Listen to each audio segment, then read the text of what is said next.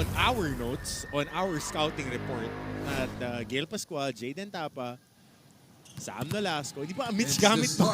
Meron pa pala sa bench. But again, ganun kalalim yung rotation dito ni Coach Jerry. Basta nandyan yung Fantastic Four.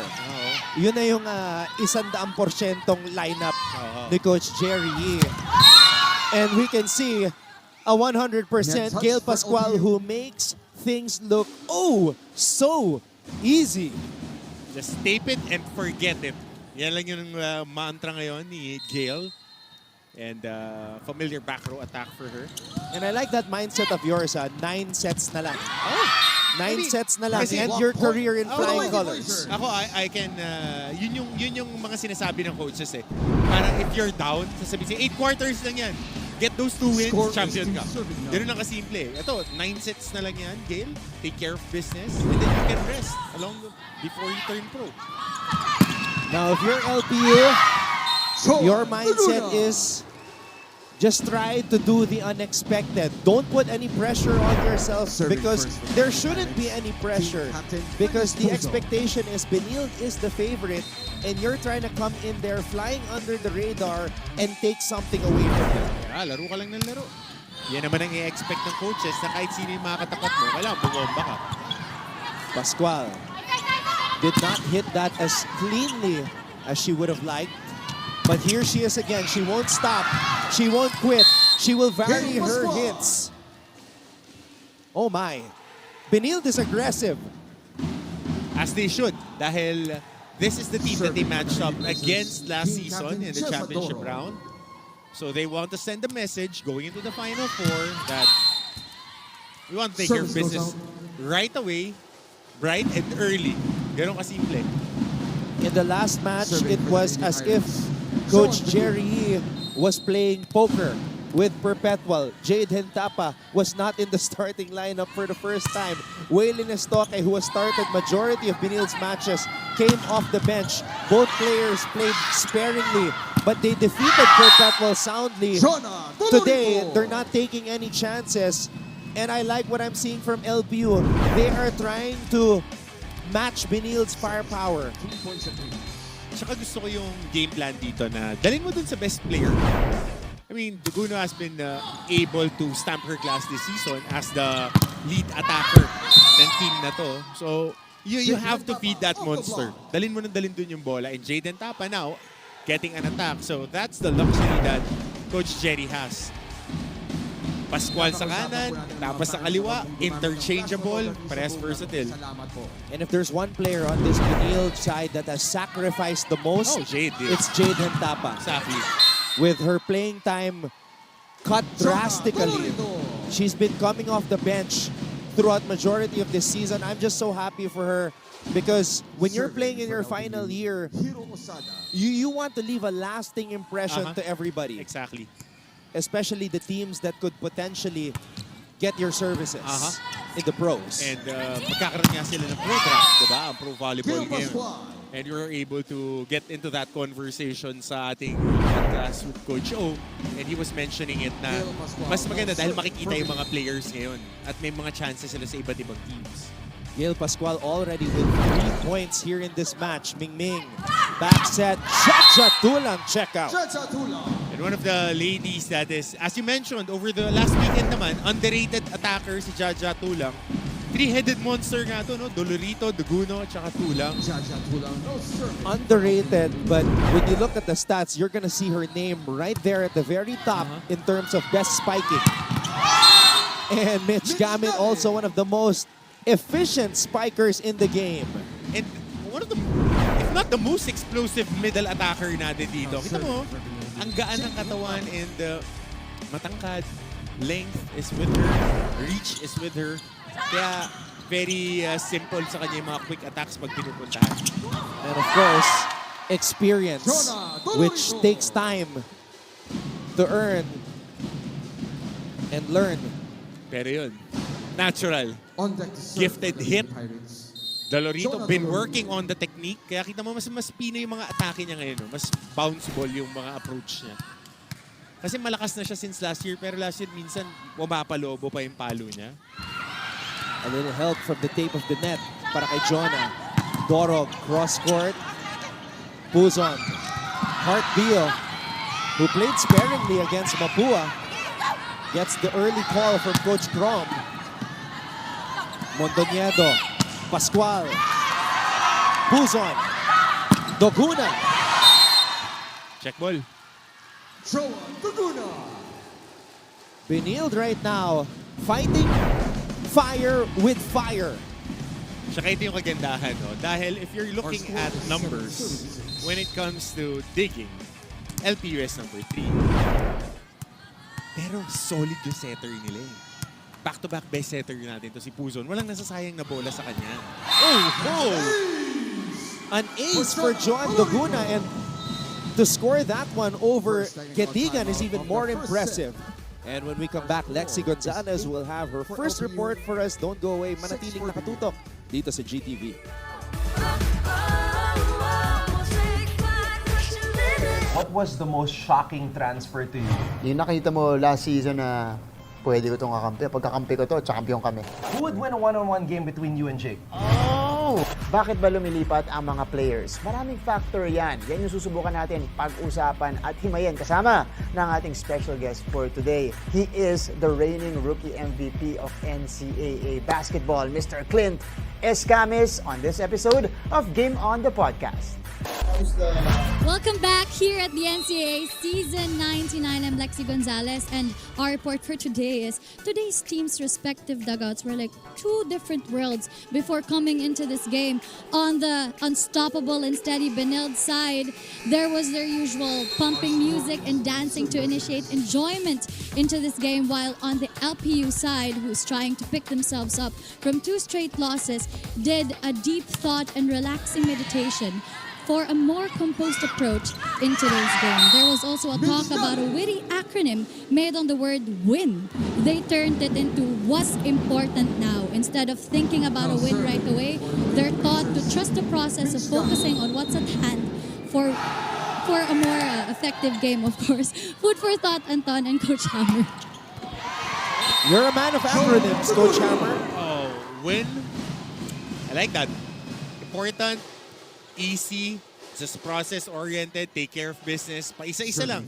Dahil mahirap manalo pagka pinagsabay-sabay mo lahat yan. So, it's just possession by possession, play by play, simple like that. But always easier said than done. Okay, so here's the thing.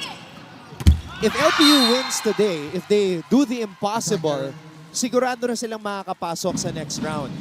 If they lose today, there is that slim chance na they will have to fight and claw their way into the stepladder semifinals. Well, hindi naman bago sa kanila yan. Last year, pinagdaanan na nila yan. And they know that they're capable of competing at a high level. And ang maganda dito sa LPU is they have not given up or relegated themselves to the mindset that wala na to, it's Benilde. So let's just focus on what's next. They're focused on what's now. And they're going to try to at least try to give Benilde a hard time and give themselves a chance to win. Oh, definitely.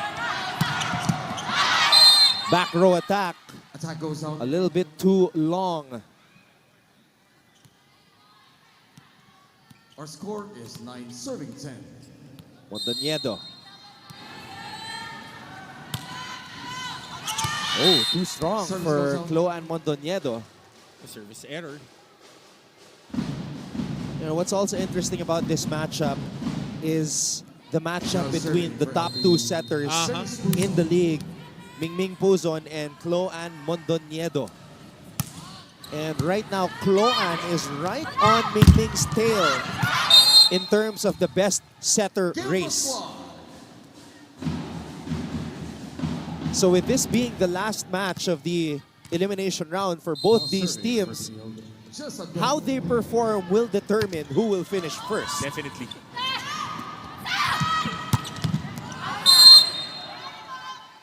Attack goes out. So wide yung palo ni Duguna. Our set is tied at 11 points apiece. Tsaka hindi sila takot, no? At the end of the day, yun lang naman yan eh. You're facing a very strong team. The moment that you get intimidated, yari ka na agad. Hiro Osada. Hiro Osada. very impressive Yeah. this season. And when I look at her, she doesn't seem like a first-year player here in the NCAA for LPU. Transferee ba siya? Actually, I'm not sure about that eh. If she's a fresh high school graduate or did she transfer from a different program? we'll look into her background. Itong si Hiro Osada. Now serving from San Nolasco. Tapawin niya.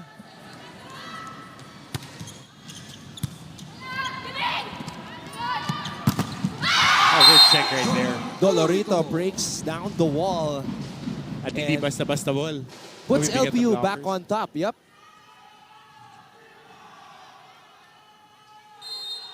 Big Now confidence serving for boost LPU. para sa kanya. Hiro Osada.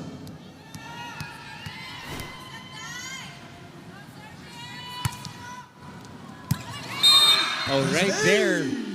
At zone For Hiro Osada. 6. Sakto-sakto. Sukat na sukat yung service ni Our Hiro score is Osada. 14 serving from Right there.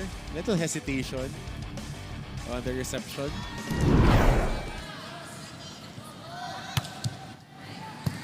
Wow, she's really targeting Gatigan. That's a point for the Lady Blazers. So one of the rare moments that a libero scores a point. Gil Pascual now serving. That was a mental lapse by the LPU Lady Pirates. Golden opportunity sana yun, Todd. And again, Jonah Dolorito. She's got a cannon of a right arm.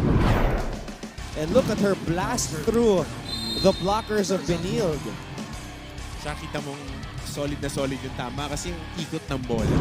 Kasi usually pag di mo tinatamaan ng solid, wala siyang backspin. 2-point lead for LPU. Gamit. Buzon tossing it up. Shadow malakas, sayang. A good scramble right there. And Benilde trying to regain this lead. Jade Hentap.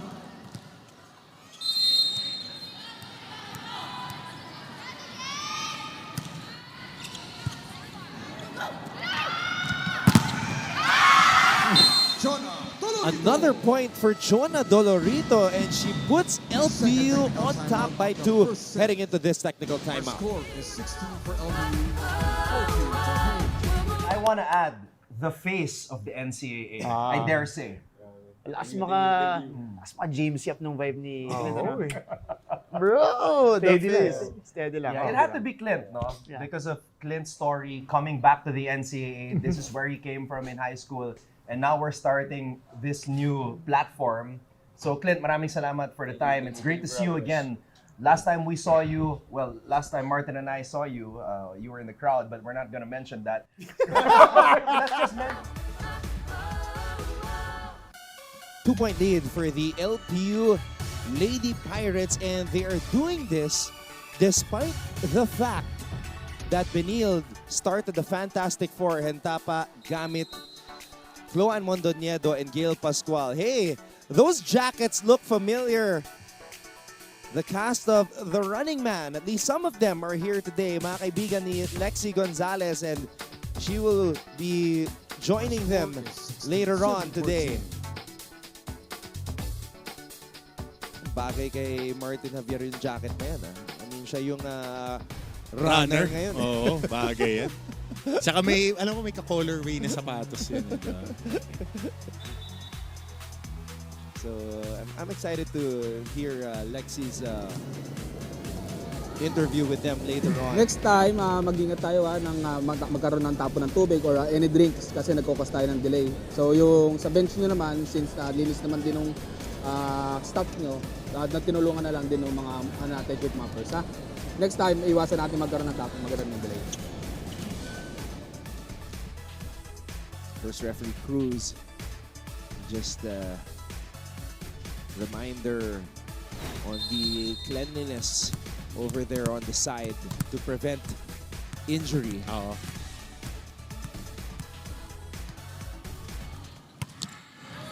Don't want to see that happening at this point of the tournament. Running attack for Mitch Gamit. Lutong ng palo. My favorite signature move here in the NCAA, the running Running attack from Mitch Gamit. Who's on? Who's on this time? Goes to Doguna. Cloan to Dorog. And Tapa. Look at this. Mondoniedo will spike. Who's on? To Doguna. Mondoniedo. A rare chance ball given up by Benilde. Bio. Doguna. And LPU scores. So Joe Daguna attacking that backline after the scramble dun sa harapan. So right there, a little hesitation again by Jaden Tapa. And Coach Jerry Yee has seen enough. Talking A. Going with the player that he has chosen to be a starter for majority of this season, Waylin Estoque. And a very interesting side note here at we're a very good defensive team. CSP is number 9 when it comes to digging. Ball goes out. Kaya kailangan atakihin mo lang atakihin yun. If there's one weakness by the numbers, that's the trend. So you have to attack it. Timeout, Lady Blazers. A Jerry timeout. Let's listen in.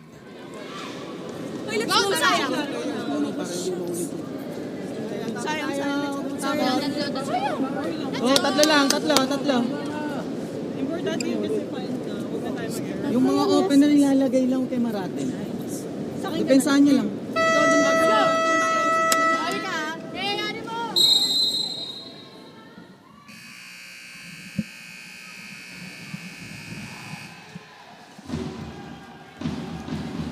Very quick reminder.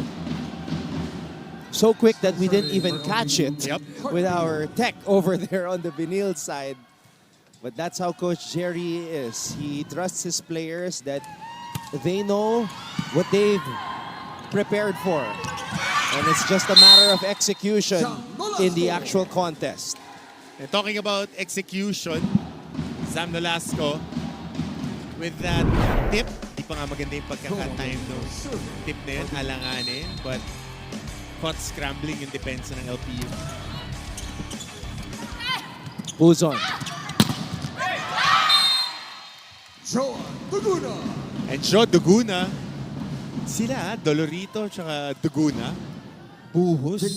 Buhos talaga. For LPU. There appears to be a crack on that side of the wall for Benilde. And it is leaking.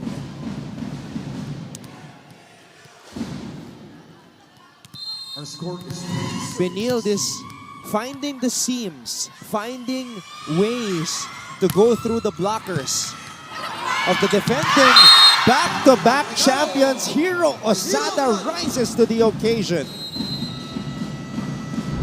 And another timeout by Coach Jerry Yee. Hiro Osada rises and surprises the Benilde defense. Yung tubig doon, yung tubig doon. Wala nang tubig. Doon!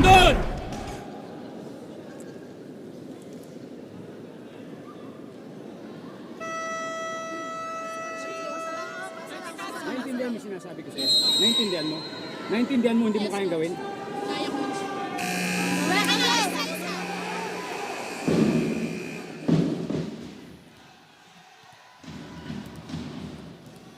Kung competitive ka na player, Dennis Buzon. tsaka gusto mo ng high-pressure situations, mag-i-enjoy kang Coach Jerry. Mag-i-enjoy ka rito. Talagang madiin eh. Madiin. I'll be honest though, alam mo yung joke na term online na is shaking? Ano yun? Service error. Oh, yan. Lumalabas ha? Yung shaking, alam mo yun? Ano Yung shaking? blank is shaking. Okay. For Benilde. So, ako, I am shaking after... Narinig I'm ko. literally shaking after that huddle by Coach Jerry, taking away the water, the hydration of the players.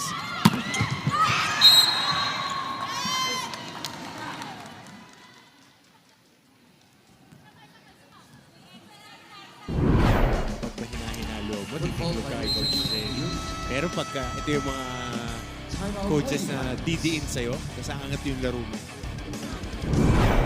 Yan, Kiro, pabilisan mo to. Laksan mo talaga. Okay, bigay mo. Okay, malakas ang pumalo. Yan lang magagay mo sa utak mo. Okay, then Jo, ikutan mo to. Naintindihan? Joan. Okay? Tapos dito. Naintindihan? Kung walang-wala, meron tayo nito. Naintindihan? Walang aatake ng mahina. Okay, dapat buo dagay yung puso. Ha?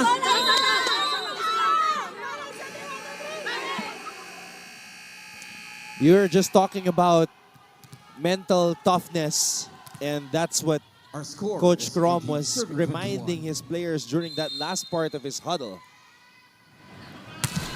The last time a set was taken away from Benilde was April 17 against San Sebastian. The only time here in season 99, and LPU As a block point is for 3 the Lady points Pirates. away from poking a hole into the seemingly impenetrable defense and armor of the Benilde Lady Blazers. Shell shock dito yung Benilde. For the first time this season ko sila nakita na ganyan. And they're scrambling. Who's on? Wow! Combination play. Gale. Popped up by Tulang. Nanggigil. And The touch for oh! A check ball. Wow! That ball was not hit properly. But ooh, well, Benilde not complaining. So error. on that replay, it looked like there was no touch, but Benilde wasn't complaining. So Number 21, Sam Nolasco. play resumes. Number 10, Micah Goldie. But that ball was clearly not hit On deck to the serve way for the Lady Blazers. Jonah Dolorito intended to hit it. It was a wayward spike. And Micah Go, season 97 MVP, is in. Pagkakataon para bumawi, and she does. Ho, ho. And they are starting like a house of on fire here, Antona. The Lady Pirates Nagkaroon are ng now confidence. at set point. You heard of ground and pound? That's pound and ground. On the ground.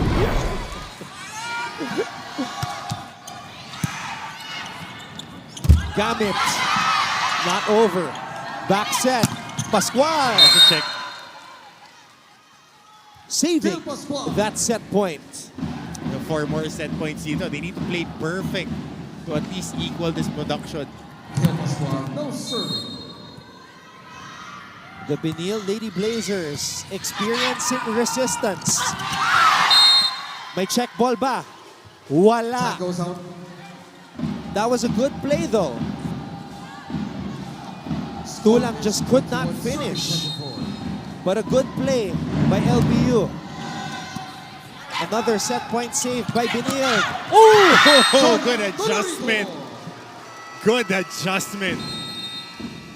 We talked about Jonah Dolorito being a power spiker.